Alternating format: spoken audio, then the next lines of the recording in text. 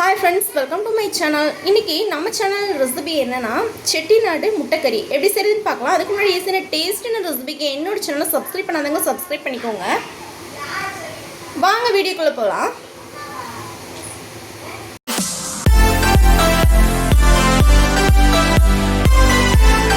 ஸ்டவ்ல ஒரு கடாய் வச்சுக்கலாம்.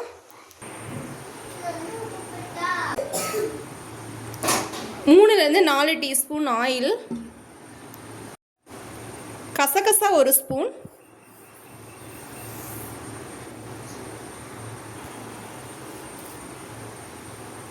சோம்பு 1 டீஸ்பூன், ஒரு 2லேருந்து 3 பட்டை, அன்னாச்சிப்பூ 1, ஏலக்காய் 1, பிரியாணி இலை 1,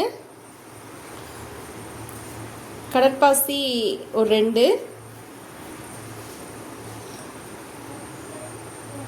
ஆனியன் ஒரு பெரிய சைஸ் ஆனியன் 1 ஃபுல்லாகவே எடுத்திருக்கேன். இதே ஒரு சின்ன சைஸ் ஆனியனாக இருந்தால் 2 எடுத்துக்கலாம்.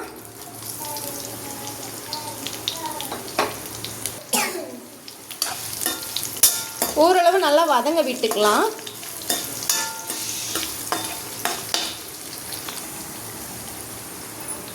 நம்ம அரைக்க போகிறோம் இல்லையா பேஸ்ட், அந்த பேஸ்ட்டுக்கு தேவையான அளவு உப்பு சேர்த்துக்கலாம். உப்பு சேர்த்து நல்லாவே மிக்ஸ் பண்ணிக்கலாம். குழம்புக்கு தேவையானதை நம்ம குழம்பு கூட்டி வைக்கும் போது சேர்த்துக்கலாம். இப்போதைக்கு அந்த பேஸ்ட்டுக்கு தேவையான சால்ட்டு சேர்த்தா போதும். எப்போவுமே நம்ம குழம்பு செய்யும்போது ஃபஸ்ட்டு எடுத்த உடனே நம்ம வந்துட்டு கல்லுப்பு சேர்த்துக்கணும். கல்லுப்பு சேர்த்துட்டு பத்தாததுக்கு சால்ட்டு சேர்த்தாதான் குழம்பு அந்த உண்மையாகவே அந்த ஃப்ளேவர் அப்படியே சூப்பராக எடுத்து கொடுக்கும். கமகமான வாசனையாகவும் இருக்கும்.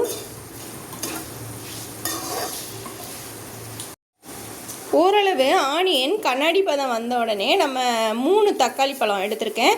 இது சின்ன சைஸ்னால 3 எடுத்திருக்கேன். இது பெரிய சைஸ் தக்காளியாக இருந்தால் 2 போதுமானது. ஓரளவு தக்காளி வதங்குற அளவுக்கு மிக்ஸ் பண்ணி ஒரு மூடி போட்டு விட்டுக்கலாம்.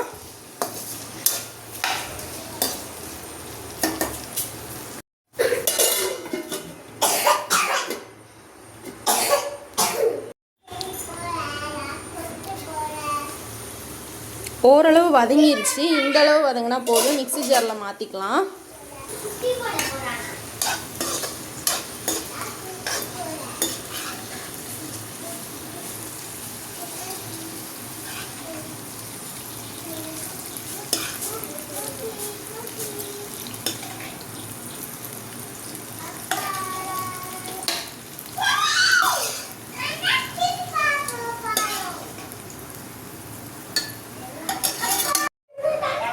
ஃபுல்லாகவே பேஸ்ட் ஆக்கிட்டு வந்துட்டேன். மறுபடியும் இன்னொரு டைம் தாளிப்பு கொடுத்துக்கலாம்.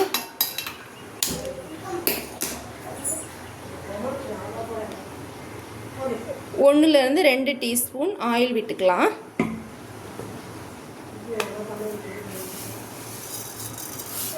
கடுகு கொஞ்சமாக சேர்த்துக்கலாம்.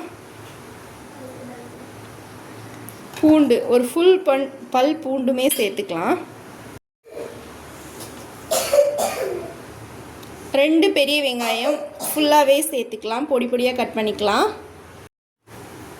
ஆனியன் சேர்த்ததுக்கப்புறமா ஃப்ரெஷ்ஷான கருவேப்பிலையை ஒரு கைப்பிடி அளவு சேர்த்துக்கலாம்.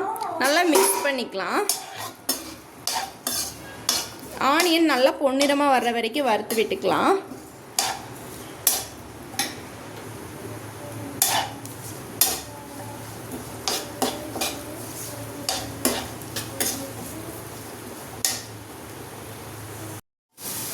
பொன்னிறமாக வர்ற வரைக்கும் நம்ம மூடி போட்டு வதங்க விட்டுக்கலாம்.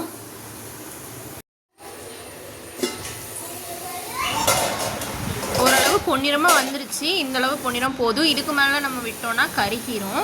ஒரு மாதிரி கருகின ஸ்மெல் மாதிரி அடிக்க ஆரம்பிச்சிடும். இந்த ஸ்டேஜில் நம்ம அரைச்சி வச்சுருக்கிற அந்த பேஸ்ட்டை சேர்த்துக்கலாம்.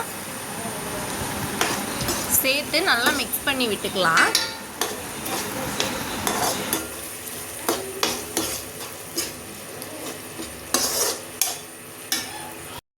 இந்த ஸ்டேஜில் மசாலா சேர்த்துக்கலாம்.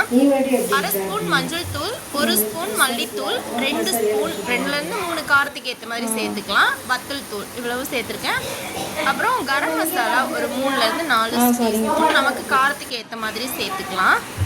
இந்த ஸ்டேஜில் நம்ம பெப்பர் சேர்க்குறதா இருந்தால் சேர்த்துக்கலாம். அருமையாக இருக்கும் குழம்பு. தேவையான அளவு உப்பு சேர்த்து நம்ம மிக்ஸி ஜார்லேயே மசாலா ஐட்டம்ஸ்லாம் இருக்கும் இல்லையா, அதுலேயே கொஞ்சம் தண்ணி சேர்த்து ஃபுல்லாகவே நம்ம குழம்புக்கு ஏற்ற மாதிரி எவ்வளோ தண்ணி வேணுமோ அந்த தண்ணியே இதில் சேர்த்துக்கலாம். ரொம்ப கட்டியாகவும் இருக்கக்கூடாது, கொஞ்சம் தண்ணியாக இருந்து அதை வற்றி வரும்போது கரெக்டாக சுண்டி வரும்போது கரெக்டாக இருக்கும். ஒரு மூடி போட்டு விட்டுட்டு நான் ஆல்ரெடி இந்த முட்டையை வேக வச்சு எடுத்துக்கிட்டேன். இந்த வீடியோக்காக காமிக்கிறேன். முட்டையை நல்லாவே வேக வச்சு உரித்து எடுத்துக்கலாம். இந்த வீடியோவில் ஒன்று சொல்லணும்னு நினச்சேன். முட்டை வேக போடும்போது அந்த மிதந்துக்கிட்டு இருக்குல்ல ஒரு முட்டை, நம்ம நார்மலி நல்ல முட்டையா கெட்ட முட்டையான்னு செக் பண்ணும்போது நம்ம ஒரு சிலருக்கு தெரியாது, ஒரு சிலருக்கு தெரியும். இந்த மாதிரி மிதந்துக்கிட்டு இருந்துச்சுன்னா அது வந்து கெட்டு போன முட்டைன்னு அர்த்தம். நான் அந்த முட்டையை மட்டும் தனியாக எடுத்து பார்த்தேன், நல்ல முட்டையா என்ன அப்படின்னு சொல்லிட்டு உடச்சி பார்த்தேன். அந்த முட்டை மட்டுமே மிதந்துட்டுருக்கு அப்படின்னு சொல்லிட்டு பார்த்தா அது கெட்டு போன முட்டை. ஆல்ரெடி இந்த இது எனக்கு தெரியும், ஆனால் இருந்தாலுமே அது உண்மையாக பொய்யான்னு தெரியாது. ஆனால் செக் பண்ணி பார்க்கும்போது அதுதான் உண்மை. அந்த மிதந்த முட்டையை நம்ம நல்ல முட்டையாக கெட்ட முட்டையான்னு செக் பண்ணணும்னா நம்ம தண்ணியில் போடும்போது மிதந்துக்கிட்டு இருந்துச்சுன்னா அது வந்து கெட்டு போன முட்டைன்னு அர்த்தம். சரி, ஓகே, வாங்க குக்கிங்குள்ளே போகலாம்.